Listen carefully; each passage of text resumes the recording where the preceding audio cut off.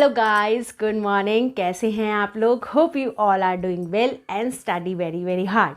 आपके फेस्टिवल्स अच्छे से चल रहे होंगे, हैं एंजॉय कर रहे हैं, पर इसी के साथ साथ इंजॉयमेंट भी करनी है 1-2 घंटे की, बट साथ में हमें स्टडी भी करनी है उतनी ही बराबर में, तभी हम कोई एग्ज़ाम क्वालिफाई कर सकते हैं। आज से I am starting the series for the previous year questions of coordination chemistry. ठीक है, रिएक्शन मैकेनिज़्म मैंने बहुत ब्रीफ में बहुत अच्छे से आप लोगों को एक्सप्लेन किया है। ठीक है, तो उसके हम लोग प्रीवियस ईयर क्वेश्चन स्टार्ट करते हैं। इससे पहले जब आपने मेरी कोऑर्डिनेशन सीरीज़ अगर देखी है तो from the first, second and third video जो कोऑर्डिनेशन की थी उसमें मैंने पीडीएफ शेयर किया था मेरी अपनी बुकलेट का। ठीक है, उसी के अंदर मैंने नोट्स भी शेयर किए थे। ठीक है, आप वहाँ से इस पीडीएफ को ले सकते हैं। आपने अगर किसी ने भी पीडीएफ अगर डाउनलोड किया है तो उसमें हर एक जो टॉपिक का अलग अलग क्वेश्चंस थे। फॉर एग्जांपल कलर स्पेक्ट्रा है तो उसके अपने 30-40 क्वेश्चन थे। अब जैसे रिएक्शन मैकेनिज्म है, इसके अपने क्वेश्चंस हैं। बिल्कुल इस तरीके से वो बनी हुई है बुकलेट। तो अगर आप वही फॉलो करेंगे तो आपके लिए करना बहुत ईजी हो जाएगा। ठीक है, आप वहाँ से पीडीएफ ले लीजिएगा। ठीक है, अब हम स्टार्ट करते हैं। इसमें I am taking both get and net questions equally, साथ साथ लेते हुए चलेंगे, क्योंकि कई बच्चे कहते हैं गेट करवा दो, कोई कहता है सीएसआई नेट करा दो, तो दोनों को साथ में लेते हुए चलते हैं वरना बहुत हेक्टिक हो जाता है। ठीक है, तो आज हम लोग कोऑर्डिनेशन स्टार्ट करते हैं, रिएक्शन मैकेनिज्म के क्वेश्चंस करते हैं। उस पीडीएफ में बिल्कुल इसी तरीके से है, गेट और नेट दोनों के क्वेश्चन मिक्स हैं। ओके, तो आप स्टार्ट करते हैं सबसे पहले। और एक और, गेट के जो क्वेश्चन हैं वो 2000 से हैं और सीएसआई या नेट के क्वेश्चन हैं 2011 से 2017 तक के क्वेश्चन हैं उसमें। ठीक है, तो वो मैं सारे करवाऊंगी। अब देखो, फर्स्ट क्वेश्चन करते हैं सबसे पहले। The final product containing chromium in the reaction between, आपको ये रिएक्शन दे रखी है, क्वेश्चन आपको ब्लिंक कर रहा है, वहाँ से आप देखोगे तो देखो इसमें Cl डला हुआ है। Cl is a bridging ligand, है ना। और हमने बहुत अच्छे से पढ़ा है, अगर हमें ब्रिजिंग लिगेंड दिखाई दे देता है तो वो कौन सा मैकेनिज्म फॉलो करेगा? इनहर्स फेयर मैकेनिज्म। तो बस अच्छा ठीक है, इनहर्स फेयर मैकेनिज्म। पर इसमें क्वेश्चन क्या पूछा है कि हमें फाइनल प्रोडक्ट बताना है किसका? क्रोमियम का। तो देखो अब हमारे सामने ये दे रखा है कॉम्प्लेक्स, हमारे सामने है कोबाल्ट अमोनिया 5Cl2+, इसकी रिएक्शन हो रही है क्रोमियम वाटर 6 2+। हमें क्या होता था, एक इनके बीच में कॉम्प्लेक्स बनता था। ठीक है, ये लबाइल होता था, 5 निकाल देता तो ये बन जाता था क्रोमियम वाटर 5, इसके साथ यहाँ Cl लग जाता था और ये कोबाल्ट और NH3 5। आपने मेरी क्लासेस देखी होंगी तो मैं जो करवा रही हूँगी बहुत इजीली समझ में आ रहा होगा। इसके बाद ये हमारा इनर्ट हो जाता था, तो ये अपना ये लबाइल हो जाता था, ये इनर्ट हो जाता था, ये ले जाता था, तो क्या बन जाता था? Chromium water 5। ये वैसे देख के ही तुरंत आंसर लगाने वालों में से है। Cl इसके साथ आ जाता था और यहाँ पे 2+ हो जाता था। अब देखो ऑप्शन कौन सा है ये। This is chromium water 5Cl2 positive. This is your option number D. तो ये इसका ऑप्शन हो जाएगा हमारा डी। ठीक है, अब नेक्स्ट करते हैं। जो chromium third species formed soon after electron transfer between iridium Cl6, ये वाले मैंने नहीं कराया था ये वाला रिएक्शन। इसमें क्या होता है, यही एक है रिएक्शन, इसको अच्छे से स्टार मार्क कर लो। इसमें क्या होता है, जैसे इनमें क्या था, ब्रिजिंग लिगेंड ट्रांसफ़र हो गया था इसमें। ये ही एक एक्सेप्शन केस में जिसमें ब्रिजिंग लिगेंड ट्रांसफ़र नहीं होता है। इसमें क्या होगा, क्रोमियम वाटर 6 2+, इसमें क्या होगा, कॉम्प्लेक्स बनेगा पर Cl यहाँ पे ट्रांसफ़र नहीं होगा। सिर्फ और सिर्फ क्या हो जाता है, यहाँ से इलेक्ट्रॉन निकलता है और इसके पास चला जाता है। यहाँ पे क्या होता था, ये जैसे ब्रिजिंग लिगेंड बनता था, फिर ये इलेक्ट्रॉन अपना इधर देता था, ये इलेक्ट्रॉन ये एक्सेप्ट करता था। ठीक है, तो यहाँ पे इलेक्ट्रॉन तो चला जाता है पर लिगेंड एक्सचेंज नहीं होता, मतलब ब्रिजिंग लिगेंड यहाँ पे नहीं जाता है। तो आंसर क्या बन जाता है, क्रोमियम वाटर 6, और क्योंकि इसने एक इलेक्ट्रॉन अपना दे दिया है तो इसके ऊपर आ जाता है 3+। तो ये कौन सा ऑप्शन है अपना? This is option number A. तो सेकंड का आंसर क्या हो जाएगा? ए। ये गेट 2001 में आया था। नेक्स्ट क्वेश्चन करते हैं। इलेक्ट्रॉन ट्रांसफर फ्रॉम, देखो ये देखते ही हम लोग करेंगे। ठीक है, रीड आउट आप भी करो, रीड आउट मैं भी करती हूँ।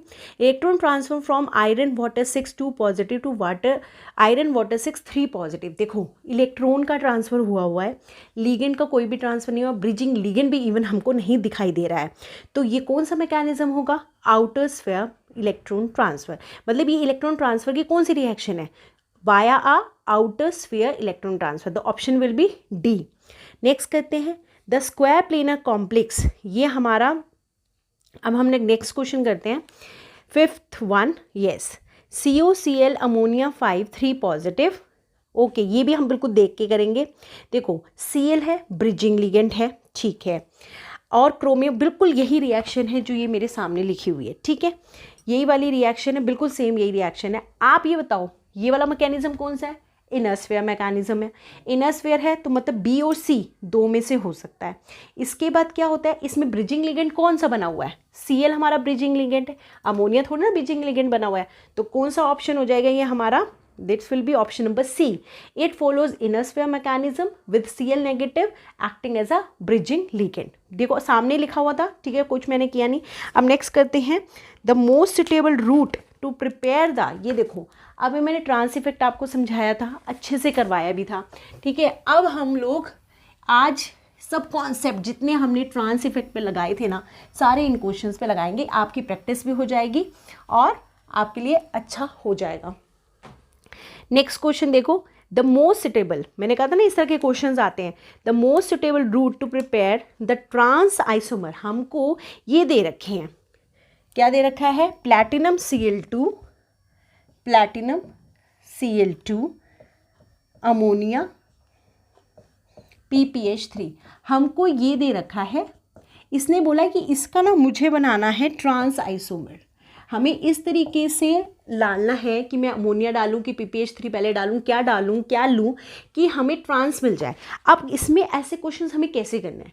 ऑप्शन से ही लेते हुए करना है। ऑप्शंस लो, करके देखो, हाँ ठीक आ रहा है आंसर तो आप उसको क्रेडिट कर दोगे। जैसे ए है, ए में लिखा हुआ है कि प्लैटिनम Cl4 लिया उन्होंने, प्लैटिनम Cl4, ठीक है। इसके बाद इन्होंने सबसे पहले इसमें डाला PPH3, आपको पता है PPH3, ठीक है। अब सी भी तो Cl है, मान लो ये रिप्लेस हो गया PPH3 से, ये रिप्लेस हो गया, पहले मैंने PPH3 डाला। अब आपको पता है प्यार नहीं इधर सस्ता, प्यार नहीं सस्ता बीरबल चंद, तो जो ये प्यार था वो PR था, ठीक है। सस्ता बीरबल चंद क्या थे? BR और Cl नेगेटिव। तो PR से ज़्यादा ट्रांस इफेक्ट किसका है? PR3 का, PPH3 का। तो अगर इसका ट्रांस इफेक्ट ज़्यादा है तो ये यहाँ के Cl को रिप्लेस कर देगा। नेक्स्ट स्टेप में डाला हुआ है अमोनिया, ठीक है। फर्स्ट स्टेप में PPH3 डाला था, आ गया। सेकेंड स्टेप में हमारा फॉलो हुआ है अमोनिया।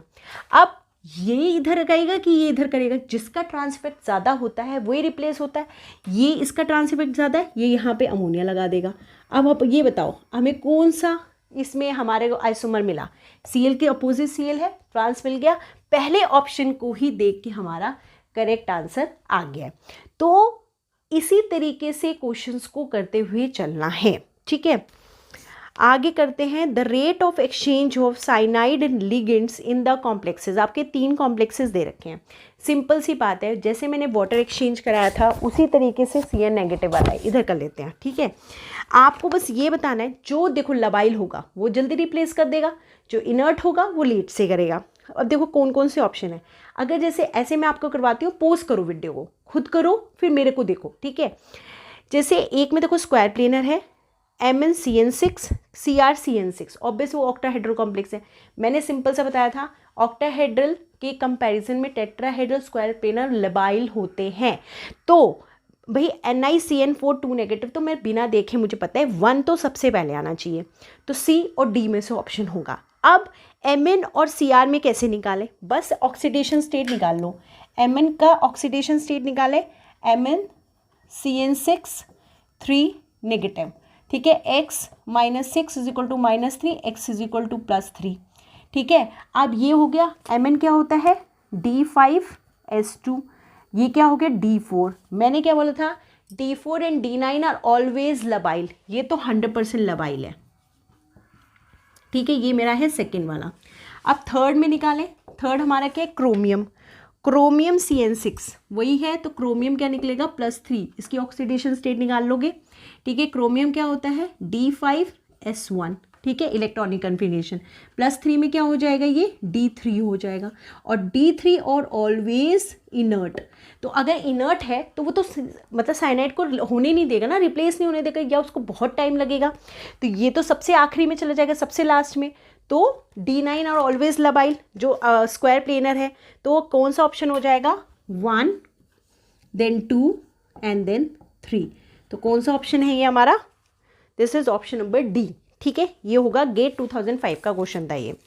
अब हम करते हैं नेक्स्ट। देखो ये सब क्वेश्चंस मैं कह रही हूँ ना, अगर आपकी इनऑर्गेनिक प्रिपेयर है, सिर्फ देख के आंसर्स कर सकते हो आप, देख के करने की भी 2-2 मिनट की ज़रूरत है। ये भी ऐसा ही क्वेश्चन है, coordinated water molecule of cadmium 2 complex can be successfully replaced by bromine negative finally to result in cadmium B4(2) negative. In the process the fourth equilibrium constant is observed to be higher than the third one because। अगर आपने मेरी classes बिल्कुल starting से देखी हैं तो जिन बच्चों ने देखी हैं वो तुरंत इसको रिप्लाई कर देंगे। ठीक है, ये मैंने एक्सेप्शन में बताया था कि हमेशा ये नहीं होता कि K1 is greater than K2 and K2 is greater than K3 and K3 is always greater than K4। सिर्फ 2 ही मैंने केसेस करवाए थे और मैंने कहा था उन्हीं दोनों में से क्वेश्चंस आते हैं जिसमें यहाँ पे बात उल्टी हो जाती है, और उसमें से एक एग्जाम्पल यही था। और मैंने कहा था 2 रीजंस हो सकते हैं, या तो CFSE वाला हो सकता है, या ये हो सकता है कि जैसे ऑक्टाहेड्रल कॉम्प्लेक्स था और उससे हमारा क्या बन गया, स्क्वायर प्लेनर कॉम्प्लेक्स बन गया, ये टेट्राहेड्रल कॉम्प्लेक्स बन गया, क्योंकि वो काफ़ी ज़्यादा स्टेबल होते, क्योंकि उनके पास अच्छी खासी स्पेस अवेलेबल होती है। तो अब इसके पढ़ेंगे तो पहला क्या कहता है, equilibrium constant for the last step is always highest. Always कहाँ होता है, ऑलवेज तो उल्टा होता है ना, K1 K2 K3 K4, तो गलत हो गया। 3 molecules of water are release during the 4th step. इसी वाली रिएक्शन में जब हम लोग 3rd पे पहुंचते हैं, 4th में जाने वाले होते हैं, तो इकट्ठा तीनों के तीनों निकल जाते हैं और कैडमियम B4 बन जाता है। तो this is the correct option, तो इसका आंसर हो जाएगा सेकेंड, तो B is the correct one. ठीक है, अब नेक्स्ट करते हैं गेट 2006 का। The correct statement regarding the thermodynamic stability and kinetic stability of metal ion complexes is that more stable complexes are less reactive, there exist a dependence on the bulkiness of the ligand. कोई भी ये में से कोई भी चीज़ नहीं है। सबसे पहले तो कभी भी थर्मोडायनेमिक स्टेबिलिटी और काइनेटिक स्टेबिलिटी का आपस में कोई रिलेशन नहीं है, वो अपना काम करती है, वो अपना काम करती है। मैंने आपको बताया था जो थर्मोडायनेमिक स्टेबिलिटी होती है वो इस चीज़ के ऊपर डिपेंड करती है कि कॉम्प्लेक्स कितना स्टेबल बना हुआ है। काइनेटिक स्टेबिलिटी इस चीज़ के ऊपर डिपेंड करती है कि उसका रेट कितना फास्ट है, वो कितनी जल्दी रिएक्शन को कर देती है वो स्टेबल कॉम्प्लेक्स पे। तो ये दोनों बहुत एक दूसरे से डिफरेंस है। तो there exists no direct relationship between these two phenomena। इन दोनों का आपस में कोई रिलेशनशिप नहीं है। This is the correct option, the option will be C. ठीक है, अब नेक्स्ट क्वेश्चन करते हैं। The correct order of the rate exchange of water molecule between the coordinate. देखो मैंने ये क्वेश्चन कितने बार आया हुआ है ना। वाटर का आपको बताना है कि इनमें से कौन से आयंस हैं जिनमें वाटर का एक्सचेंज फास्ट होगा। देखो मैंने कहा ना कि इसे रट लो, है ना, तो ये रटने वाली ही चीज़ है दैट D3 एंड D6 अगर कॉन्फ़िगरेशन आएगी इनर्ट है। ठीक है, D4 और D9 आ गई तो ऑलवेज लबाइल है। ठीक है, इस तरह की ये वाली चीज़ें तो बिल्कुल आपको लर्न कर लेनी है। ठीक है, और D1 D2 और ऑलवेज लबाइल, इनको अच्छे से याद करना है, इसी पे बेस है ये क्वेश्चन। अब देखो हमारे को पता है, अब देखो 4 ही ऑप्शंस हमारे को दे रखे, तो इसको हम कैसे करेंगे, बहुत ईजी है। देखो प्रैक्टिस करोगे तो देखते ही आंसर लगा दोगे। जब बहुत प्रैक्टिस हो जाती है इंसान को, जैसे हम लोगों को बहुत प्रैक्टिस हो गई, हम तो देखते ही बता देते हैं कि ऑप्शन क्या है। बट आप लोगों को कैसे करना है, आप लोग अभी इनिशियल स्टेज में हैं तो इसको और कैसे ऑप्ट कर सकते हैं आप लोग। ये 4 ऑप्शन दे रखे हैं आपको, क्रोमियम 3+, एल्यूमिनियम 3+ और क्रोमियम 2+ और दे रखे निकल 2+। मैंने जब वाटर एक्सचेंज रिएक्शन कराया था 2 क्लासेस कराई हैं। फर्स्ट क्लास में मैंने केस 1, केस 2, केस 3, केस 4 पढ़ाया था। केस 1 में क्या आते थे हमारे, सबसे आता था D4 एंड D9 और ऑलवेज लबाइल, है ना, वो सबसे ज़्यादा एक्सचेंज रेट करते थे। क्रोमियम 2+ क्या बनता है, अभी मैंने करवाया D5S1, तो ये बन जाएगा D4। तो D4 इज़ ऑलवेज लबाइल, तो इसका वाटर एक्सचेंज सबसे ज़्यादा होगा। ये केस 1 में आता है, केस 1 इसका रेट होगा सबसे फास्ट। तो यहाँ पे आ जाएगा क्रोमियम ये। इसके बाद जो सेकेंड केस था ये था 10⁸ वाला। इसके बाद आता है 10⁴ वाला, उसमें मेरे थे जितने ट्रांजिशन मेटल आयंस हैं सबके 2 पॉजिटिव वाले आयंस, एक्सेप्ट ये और एक्सेप्ट कॉपर, क्योंकि वो D4 और D9 थे। तो ये वाला आ जाएगा। इसके बाद निकल 2+। फिर तक केस थर्ड में हमारे ये आते हैं 3+ और 3+ वाले, पर ये ज़्यादा आता है, ये आता है क्योंकि ये क्रोमियम 3+ क्या बनेगा, D3 बन जाएगा, क्योंकि ये D4 है तो ये 3+ क्या बन जाएगा हमारा, तो एक और इलेक्ट्रॉन को निकालते हैं तो D3, और D3 हमारा कौन सा आया था, केस नंबर 4। मतलब जब आपने अगर मेरी क्लास देखी होगी तो आपको समझ में आ रहा होगा। अगर आपको नहीं समझ में आ रहा, आप डायरेक्ट इस क्लास में आओ तो पहले आप मेरी कोऑर्डिनेशन की क्लासेस देखना, ठीक है। ये D3 ऑलवेज इनर्ट, ये केस 4 था जिसका रेट सबसे ज़्यादा कम था। तो बस ये यहाँ पे आ गया, ये एल्यूमिनियम यहाँ पे आ गया और ये हमारा यहाँ पे आ गया, ठीक है। तो ये चीज़ ये है हमारा ऑप्शन, ठीक है। तो ये देखिए इसका ऑप्शन कौन सा है, ये वाला मेरा कौन सा मैचअप कर रहा है, that is option number B. एक बस कॉन्सेप्ट समझ में आ जाए ना, क्वेश्चंस बहुत आसान आते हैं हमारे कोऑर्डिनेशन के। नेक्स्ट आते हैं कंसीडर द रिएक्शन। देखो आप सामने से देखेंगे, मैं यहाँ से पढ़ रही हूँ। ये 2 रिएक्शंस आपको दे रखी हैं। फर्स्ट में देखो we have a bridging ligand that is Cl। Second में we don't have any bridging ligand. अपने आप से बताओ जिसमें ब्रिजिंग लिगेंड होगा वो कौन सा मैकेनिज्म फॉलो करेगा, इनर स्फीयर मैकेनिज्म। और जो सेकंड है उसमें कोई ब्रिजिंग लिगेंड नहीं है तो वो कौन सा मैकेनिज्म फॉलो करेगा, आउटर स्फीयर मैकेनिज्म। सो हमारा क्या होना चाहिए, reaction 1 follows inner sphere mechanism and reaction 2 follows outer sphere mechanism. अब ये वाला कौन सा ऑप्शन है, दिस इज ऑप्शन नंबर 3। अब ये देखो ऑप्शन नंबर 3 किस में है, ऑप्शन नंबर 3 है हमारे ऑप्शन नंबर डी में। तो हमारा आंसर क्या हो जाएगा, D is the correct one. अब देखो फिर से वही आ गया, यही आता है अमोनिया के साथ ही केसेस आते हैं सारे के सारे। The reaction of platinum Cl4 2- with ammonia give rise to, मतलब हमारा प्लैटिनम Cl4 है, ठीक है। इसकी रिएक्शन हम करा रहे हैं अमोनिया के साथ। हमें पता है Cl और अमोनिया में किसका क्या कहते हैं ट्रांस इफेक्ट ज़्यादा होता है, Cl का ज़्यादा होता है, ठीक है। अब पहले तो क्या आएगा, यहाँ पे आ गया अमोनिया फर्स्ट स्टेप में, ठीक है। अब हमें पता है कि Cl का ट्रांस इफेक्ट ज़्यादा होता है एज़ कम्पेयर टू अमोनिया, तो अमोनिया तो इसको रिप्लेस नहीं करेगा, बट हाँ ये इसको रिप्लेस कर सकता है। तो मैंने क्लास में ये बात भी बताई थी, जो लिगेंड जिस स्टेप में आएगा नेक्स्ट में वो नहीं निकल सकता। जैसे ये तो अभी आया है, अब फिर से अगर इसमें अमोनिया डालोगे तो ये इसको रिप्लेस नहीं कर सकता है। तो ऑब्वियस सी बात है Cl अपने इस Cl को रिप्लेस करेगा और यहाँ पे अमोनिया बना देगा। अब ये बताओ क्या बना, ये हमारा सिस बना कि ट्रांस बना, तो सिस बना। तो देखते क्या ऑप्शन है, अच्छा हमारे को हाँ सिस बताओ ट्रांस, तो ये हो जाएगा ऑप्शन नंबर डी, सिस प्लैटिनम Cl2 अमोनिया 2।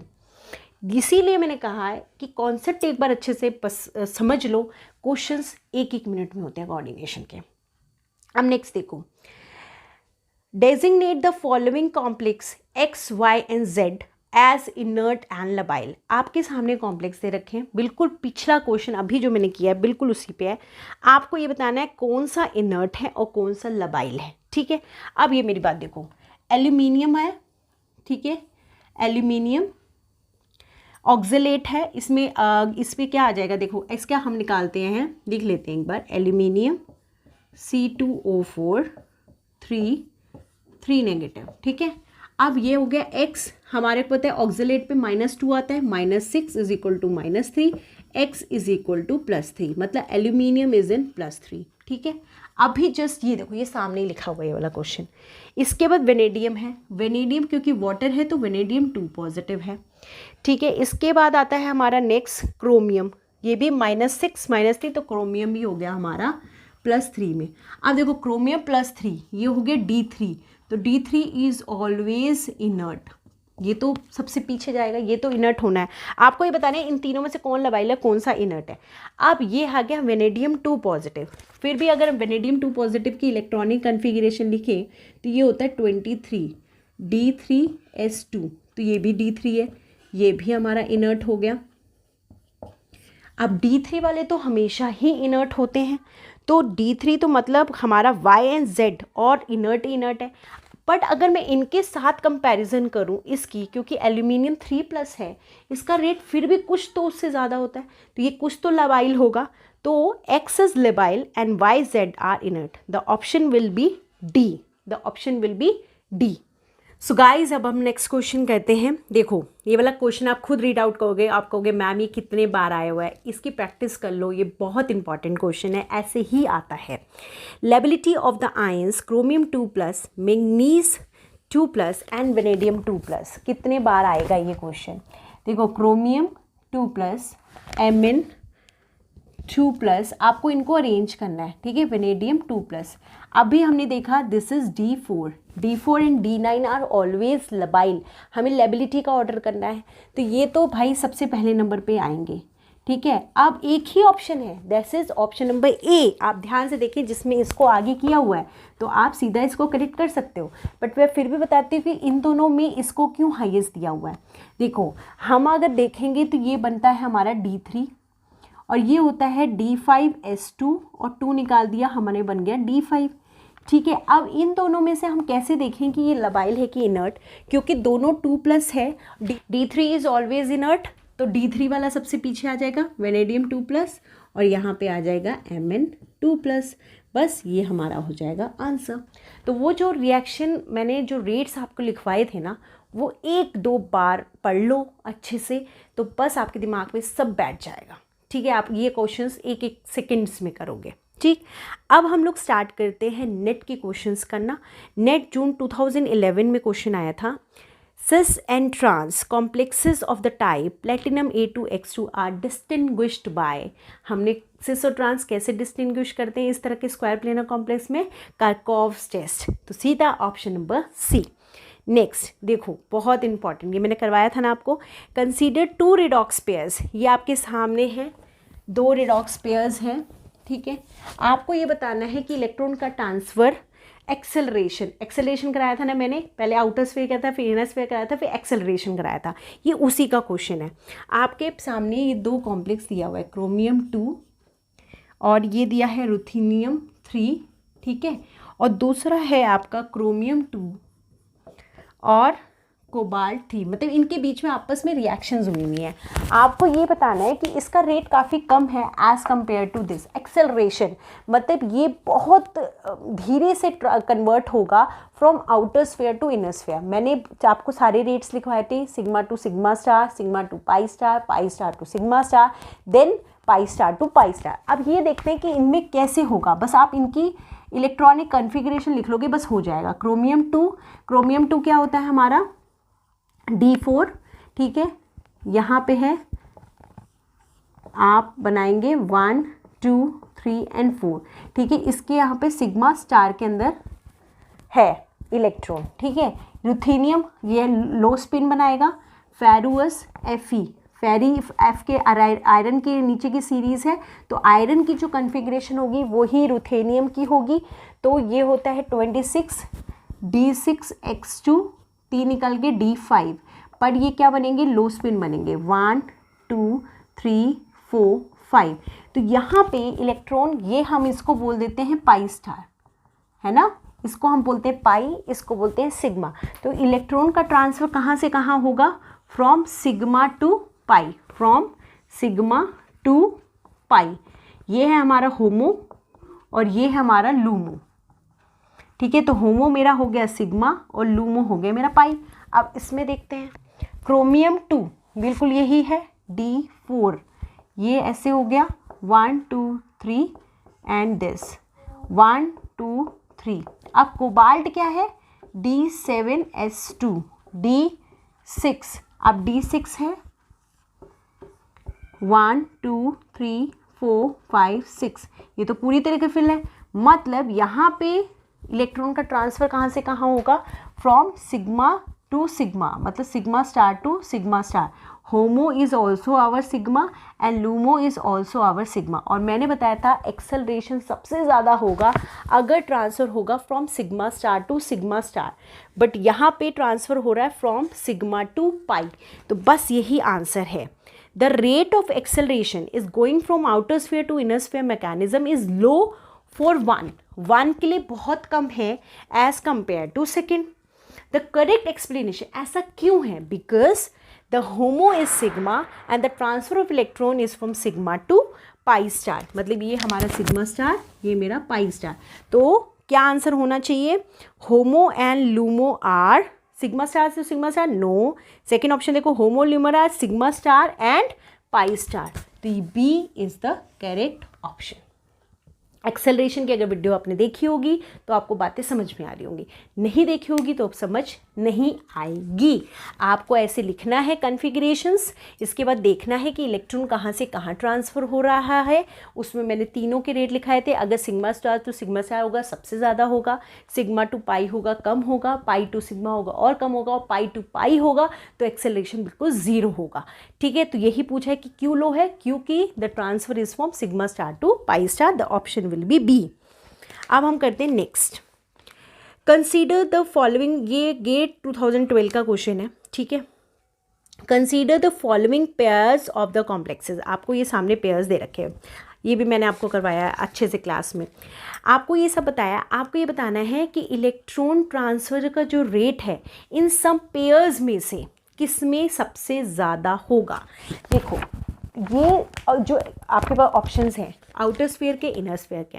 मैंने जब अपना क्लास कराया था उसमें बताया था कि इनर स्फीयर का हमेशा रेट ज़्यादा होता है as compare to outer sphere. मतलब एक में अगर इनर स्फीयर हो रहा है, एक में आउटर हो रहा है, तो इसका रेट हमेशा ज़्यादा होता है देन आउटर। इसके बाद इसमें हम लोग देखते हैं कि ब्रिजिंग लिगेंड कौन सा है। अगर आयोडीन है तो सबसे ज़्यादा, then fluorine, chlorine, bromine, iodine, fluorine, chlorine, bromine, iodine. ठीक है, तो इसका सबसे ज़्यादा, इसका सबसे ज़्यादा। क्यों इसका सबसे ज़्यादा? बिकॉज इट इज़ पोलराइजेबल, बहुत बड़ा होता है, इलेक्ट्रॉन को अट्रैक्ट जल्दी करता है, क्योंकि मुझे इलेक्ट्रॉन ट्रांसफ़र कराना है, तो इसका होगा सबसे ज़्यादा। तो कौन सा ऑप्शन हो जाएगा? कोबाल्ट आई अमोनिया, जिसमें iodine is a bridging ligand. क्योंकि देखो दो तरह के हैं, आउटर है इनर है, तो हम आउटर और इनर में किसे छाटेंगे? इनर वाले देंगे जो ब्रिजिंग लिगेंड है। तो दो ब्रिजिंग लिगेंड लिखे हुए हैं, फ्लोरीन और एक में लगा आयोडीन, तो आप किसको प्रेफरेंस दोगे? आयोडीन को। तो ऑप्शन विल बी डी। ठीक है, अब नेक्स्ट करते हैं a true statement about base hydrolysis. अभी बिल्कुल लास्ट क्लास मैंने कराई है बेस हाइड्रोलिसिस की। इसमें से बेस हाइड्रोलिसिस के लिए कौन सी बात बिल्कुल ठीक है? It is a first order reaction. देखो फर्स्ट ये होती है SN1CB, it is a SN1CB, तो ये तो नहीं होगा, करेक्ट, गलत बात है। Next, the rate determining step involves the dissociation of chloride in CONH3 NH2Cl। हमारा जो रेट डिटरमाइनिंग स्टेप था उसमें रेट डिटरमाइनिंग मैंने हमेशा बताया कि रेट डिटरमाइनिंग स्टेप हम किसको लेंगे, हम चाहे एसिड हो चाहे बेस हो, जिसमें भी Cl टूटेगा उसको लेंगे। तो पहला स्टेप में कॉन्जुगेट बेस बनता था, सेकेंड में कॉन्जुगेट बेस था उसमें से Cl निकल जाता था, तो this will be the correct one. Third, the rate is independent of concentration of the base. ये तो सबसे ज़्यादा डिपेंड करता है ना, बेस की OH नेगेटिव पे डिपेंड करता है, तो ये भी बात गलत हो गई। तो B will be the correct answer. ठीक है, डी ऑप्शन भी सुन लो। The rate determining step involves the, जो रेट डिटरमाइनिंग में तो Cl निकलता है, उसमें प्रोटॉन थोड़ी ना एब्स्ट्रैक्ट होता है। फर्स्ट अगर देखो मैं इसीलिए ये इस तरह करा रही हूँ क्योंकि जस्ट अभी क्लास मैंने कराई है और जिसने अच्छे से देखी है वो अच्छे से इसका रिप्लाई कर सकता है। फर्स्ट स्टेप में हमने प्रोटॉन निकाला था जिसकी वजह से कॉन्जुगेट बेस बना था, सेकेंड में कॉन्जुगेट बेस से Cl निकाला था और वो हमारा रेट डिटरमाइनिंग स्टेप था। तो B will be the correct statement. Next देखो, for the following outer sphere electron transfer, दोनों आउटर स्फीयर है, आपको बस ये बताना है कि सेकंड का रेट है, सेकंड वाली रिएक्शन का रेट बहुत ज़्यादा है, फर्स्ट का कम है 10⁻⁻⁶ एंड सेकंड इज़ 8.2 × 10⁻², मतलब बहुत ज़्यादा रेट है। क्यों है? अब देखो रुथेनियम है, सेकंड वाले ऑप्शन को देखो, सेकंड लाइन को, रुथेनियम वाले को, जो रुथेनियम हमेशा लो स्पिन कॉम्प्लेक्स बनाता है, तो जब रुथेनियम से रुथेनियम में कन्वर्ट होगा, ये कॉम्प्लेक्स में यहाँ भी रुथेनियम है, यहाँ भी रुथेनियम है, ये भी लो स्पिन है, ये भी लो स्पिन है, तो इसका स्पिन तो इसमें चेंज ही नहीं होगा। एक ही ऑप्शन है जिसमें ये बात लिखी हुई है, सी ऑप्शन पढ़ो, the low spin state remains unchanged in ruthenium. एक ही में ये लिखी हुई है, यही करेक्ट बात है, वरना सब में लिखा हुआ है कि वो कन्वर्ट हो जाएगा high spin to low spin to high spin, तो बात गलत है, क्योंकि रुथेनियम चाहे कैसा भी है, क्योंकि मैंने बताया था फेरुअस, जैसे जैसे नीचे जाते हैं इनर्टनेस बढ़ती जाती है। क्यों इनर्टनेस बढ़ती जाती है? बिकॉज यहाँ पे डी ऑर्बिटल और एफ ऑर्बिटल इन्वॉल्व होते हैं, जो कि काफ़ी डिफ्यूज्ड होते हैं। डिफ्यूज्ड होने की वजह से वो अपने लिगेंड्स को शील्ड नहीं कर पाते, तो न्यूक्लियस उनको बहुत अच्छे से खींच लेता है, जिसकी वजह से वो हो जाते हैं इनर्ट। तो ये इनर्ट है, तो चाहे रिएक्टेंट हो चाहे प्रोडक्ट, वो हमेशा इनर्ट ही रहने हैं। लो स्पिन है तो लो स्पिन ही रहेगा। तो ये हो गया, इसका ऑप्शन हो जाएगा सी। अब नेक्स्ट करते हैं, which one of the following complexes is kinetically inert. आप इसमें से खुद बताओ कि काइनेटिकली इनर्ट कौन सा होगा। जो भी D3 होगा या D6 होगा ना, वो काइनेटिकली इनर्ट होगा। आप सब देख लो, सबसे पहले है क्रोमियम 2+, ये मेरा क्या होता है D4, ये होता है क्रोमियम 3+, ये मेरा होता है D3। बस सीधा इसको आंसर लगा दो। आप और करके देख सकते हैं, कोबाल्ट 2+ क्या होगा, D7S2, D7, इसका भी कुछ नहीं है, इतना ज़्यादा नहीं है जितना ये है। निकल इज इन 2+, ठीक है, निकल 2+ भी नहीं होता। क्रोमियम सबसे लास्ट वाली सीरीज़ में आता है, जो case 1, case 2, case 3, case 4। Chromium जो 3+ है वो सबसे लास्ट में आता है, D3 और D6, ठीक है। अब नेक्स्ट करते हैं, the treatment of platinum Cl4 2- with, अब देखो वही क्वेश्चन है, कितने बार रिपीट हो रहा है, गेट में रिपीट हुआ, नेट में रिपीट हो रहा है। द ट्रीटमेंट ऑफ मतलब आपका प्लैटिनम वही Cl है, इसको आपने ट्रीट कराया किसके साथ, अच्छा उसने बना दिया सीधा प्लैटिनम अमोनिया 2Cl2। आपको ये बताना है कि क्या बनेगा सबसे पहले, क्योंकि अमोनिया डाला है तो पहले अमोनिया डालोगे, एक रिप्लेस हो जाएगा, क्योंकि इसका ट्रांस इफेक्ट ज़्यादा है, बट ये अभी आए, ये तो रिप्लेस होगा नहीं, तो यहाँ भी अमोनिया लग जाएगा। इससे क्या बना, सिस बना, ठीक है।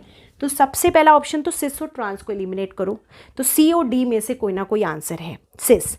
Due to weaker trans effect of Cl- का ट्रांस इफेक्ट ज़्यादा होता है, stronger trans effect of Cl- compared to ammonia, तो ऑप्शन विल बी डी, ठीक है।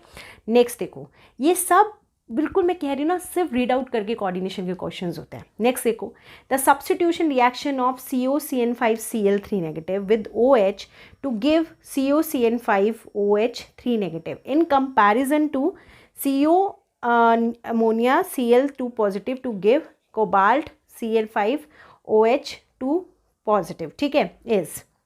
अच्छा, आपको ये बताना है कि इसका जो रेट है वो क्या है, मतलब स्लो होगा, फास्ट होगा, ये कैसे होगा, ठीक है।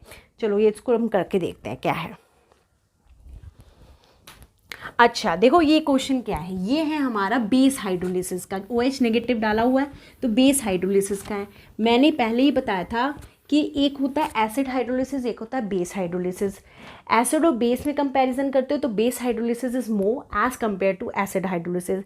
पर अगर कोई कंपेयर कराए बेस हाइड्रोलिसिस में, तो जिसके अंदर प्रोटोन डोनर होगा, मतलब H+ होगा डोनेट करने के लिए, तो वो फास्ट होगी। अब एक हमारे को दे रखा है कोबाल्ट CN5Cl3- और एक हमको दे रखा है कोबाल्ट अमोनिया 5Cl2+।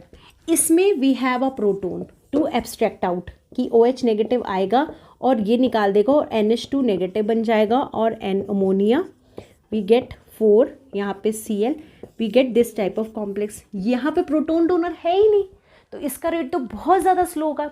और आपको याद होगा मैंने क्लास में 2 ही कॉम्प्लेक्सेस लगाए थे, एक pyridine का निकाला था, एक CN का निकाला था। मैंने ये बताया था कि इनका रेट कभी भी OH- के ऊपर डिपेंड नहीं करता। सेकेंड, इसमें प्रोटोन नहीं होते एब्स्ट्रैक्ट करने के लिए, तो इनका रेट काफ़ी ज़्यादा स्लो होता है फॉर बेस हाइड्रोलिसिस। तो answer will be slow and the rate dip. और इनका रेट किसके ऊपर डिपेंड करेगा, सिर्फ इसी के ऊपर, बेस के ऊपर डिपेंड नहीं करता है।